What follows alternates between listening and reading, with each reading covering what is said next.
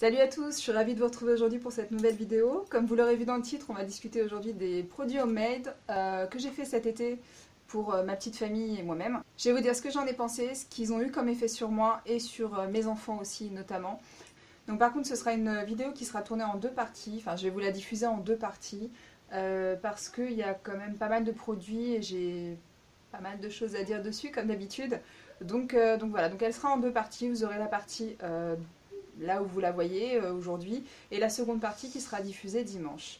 Voilà, donc je vous laisse tout de suite avec la suite de la vidéo. Donc on va commencer tout de suite avec le produit à cheveux, pour les cheveux que j'ai fait, puisque je voulais pas, chaque été, je rentre de vacances, j'ai les cheveux déshydratés, abîmés, cassants parfois, tout ça parce que où on va à la mer, où on va à la piscine. Là, en l'occurrence, on a fait plus de piscine que de mer, puisque nous n'étions pas à la plage, hein, nous étions à la campagne. Donc piscine, et forcément, le chlore, le soleil, tout ça, ça déshydrate, ça abîme le cheveu, ça l'assèche énormément. En tout cas, moi, c'est le résultat que ça a sur mes cheveux chaque année. Et donc, j'avais décidé, avant de partir, de confectionner un petit spray hydratant protecteur spécial cheveux, tout simplement avec 100 ml d'hydrolat d'ylang-ylang et quelques ajouts que j'ai fait dedans pour hydrater, pour renforcer, pour les protéger, etc., etc. Au niveau des effets qu'il a eu sur mes cheveux, sincèrement, je l'ai bien aimé. Je l'utilise là un petit peu moins puisque mes cheveux sont moins exposés forcément au soleil, puis de toute façon il pleut à verse donc ça risque pas. Mais bon, je vais continuer à l'utiliser jusqu'à le terminer puisque bon, ça va pas se conserver 3000 ans non plus. Donc voilà, mais j'ai bien aimé. Les enfants ont moins apprécié, notamment ma belle-fille, l'odeur d'ylang-ylang. C'est vrai que c'est assez particulier. J'ai l'habitude de m'en servir au niveau de l'huile essentielle. L'hydrolat et l'huile essentielle se ressemblent au niveau de l'odeur, assez fortement d'ailleurs. Mais bon, moi ça m'a pas dérangé. Je trouvais ça plutôt frais et assez sympa à appliquer. Donc voilà, c'est une petite recette que je referai. À l'occasion, dites-moi bien évidemment en commentaire si ça vous intéresse d'avoir cette recette hyper simple à faire et qui fonctionne très très bien. En tout cas, sur mes cheveux et sur les cheveux des enfants, ça a plutôt bien fonctionné. Donc il n'y a pas de raison que ça ne fonctionne pas pour vous. Voilà, donc vous me direz ça en commentaire si vous la voulez, elle est archi simple. Ensuite, j'avais confectionné cette petite gelée fondante anti-âge et apaisante, plutôt pour les peaux mixtes, je dirais. Je l'ai beaucoup aimée, c'est une recette que je referai. D'ailleurs, vous avez eu la recette la semaine dernière en vidéo. Elle est super simple, il ne faut pas vraiment beaucoup d'ingrédients en fin de compte dans cette petite gelée fondante. Je l'ai appréciée, je l'avais confectionnée parce que je pensais simplement me servir uniquement de cette gelée-là après ma journée soleil, exposition, piscine, tout ce que vous voulez.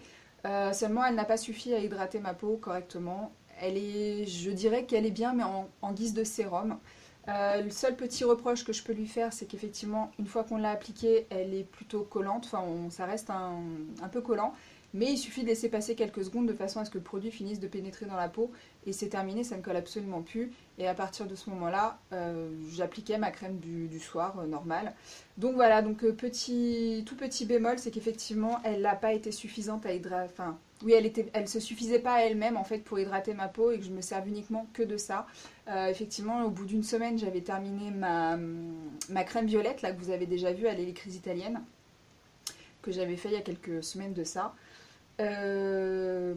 Du coup je me suis servi d'une autre crème que j'avais dans mon stock pour peaufiner tout ça le soir quoi.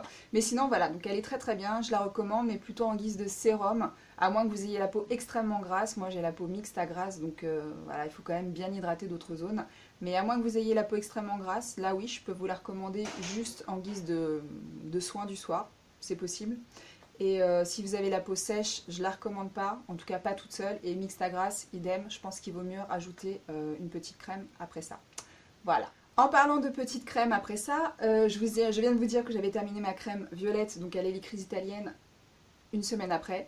Ça, c'est ma crème que j'avais faite pour ma cicatrice, dont je vous incorporerai les photos. Donc âme sensible, s'abstenir bien évidemment puisque je vais en parler tout de suite après, et montrer donc la photo, la toute première photo au moment où j'ai enlevé le pansement et qu'on voyait la cicatrice toute neuve, j'ai envie de vous dire, et là jusqu'à récemment pour voir à peu près l'évolution de la cicatrice. Elle était quand même assez balèze.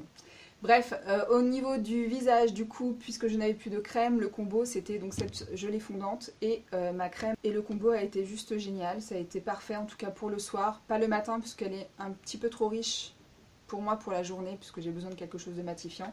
Cependant elle a servi donc pour moi, elle a servi également pour les filles et elle a servi de temps en temps aussi pour mon fils quand il avait un petit peu les traits qui tiraillaient. Et j'ai envie de vous dire qu'elle est géniale.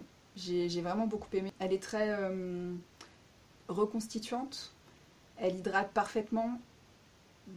Voilà, j'ai rien à lui reprocher, si ce n'est que pour la journée ce serait un peu trop gras pour moi. Concernant la cicatrice, je dois vous avouer que j'ai eu quelques petits problèmes, c'est-à-dire qu'elle a très bien fonctionné, elle a très bien hydraté, même au moment d'enlever les fils, puisque j'avais commencé d'hydrater ma cicatrice avant même qu'on m'enlève les fils. Le dermato a été assez étonné de la rapidité à laquelle ça avait été, il m'a dit bon bah elle est très belle, c'est parfait. Très belle est un bien grand mot, je vais vous insérer les images juste à côté. Pour moi ça a été juste un boucher, donc il est sûr et certain que si j'ai une autre opération de ce type là à faire, je la referai pas chez lui puisque la cicatrice je la trouve pas forcément belle. J'ai eu quelques petits soucis au niveau des deux extrémités de la cicatrice qui se sont infectées au milieu des vacances, enfin au moment où je suis arrivée en vacances. Je vous passe les détails, il y a eu du pu, etc.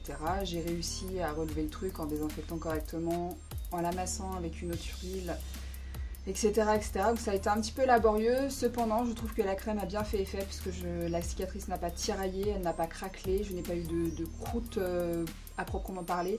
Voilà, en sachant que je ne m'attendais pas quand même à avoir une cicatrice, enfin une telle cicatrice, et à savoir que cette cicatrice se situe sur la jambe. Voilà, donc je vais m'arrêter de parler de ça. Elle est très bien, elle est à refaire, c'est une bonne crème cicatrisante et quand même c'est pas pour une cicatrice, pour le visage, si vous avez des problèmes au niveau du visage, de déshydratation, d'hydratation, de je ne sais pas, bref, peu importe, je la trouve extrêmement bien.